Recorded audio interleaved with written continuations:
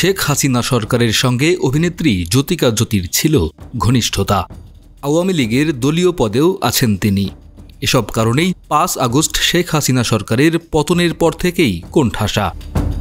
বিতর্কিত WhatsApp group আলো আসবে এর সঙ্গে জড়িত থাকার অভিযোগে ৫ আগস্ট সরকারের পতনের পর থেকেই একের পর এক প্রতিকূলতার মুখোমুখি হচ্ছেন তিনি।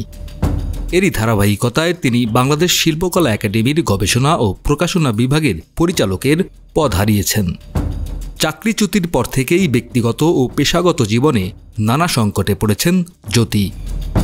সামাজিক অনুষ্ঠান থেকে বাদ পড়া, সিনেমায় কাজ হারানো এবং বাড়িওয়ালার হাতে একদিনের নোটিশে বাড়ি ছাড়তে বাধ্য হওয়ার মতো ঘটনা তাকে অসহায় করে তুলেছে। বৃহস্পতিবার নিজের ফেসবুক পোস্টে জ্যোতি তার বর্তমান পরিস্থিতির কথা জানান।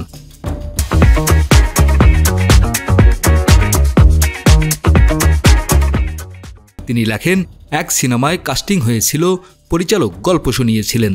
জানুয়ারির ১ তারিখ থেকে শুটিং, কিন্তু কয়েকদিন পর খবর পেলাম আমার জায়গায় এক বিদেশি অভিনেত্রীকে কাস্ট করা হয়েছে।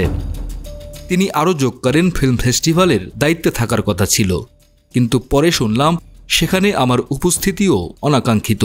এমনকি পরিচিত জনদের সামাজিক অনুষ্ঠানেও আমার অংশগ্রহণ নিয়ে আপত্তি তোলা হচ্ছে। নিজের বাসা থেকে বের করে দেওয়ার বিষয়ে জ্যোতি আরও লেখেন, এপ্রিল মাসে নতুন বাসায় উঠেছিলাম। বাড়িওয়ালা প্রথমে আশ্বস্ত করেছিলেন আমার কুকুর রাখা নিয়ে কোনো সমস্যা হবে না, কিন্তু আগস্টে হঠাৎ বাড়িওয়ালা বললেন আমি যেন বাসা ছেড়ে দিই। একদিনের নোটিশে আমাকে বের করে দেওয়া হয়। আমার ২ মাসের অগ্রিম ভাড়াও ফেরত দেওয়া হয়নি।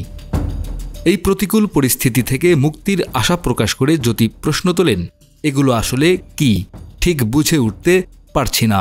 এসব পোহাতে হবে কতদিন? ডেস্ক রিপোর্ট, আমাদের সময়।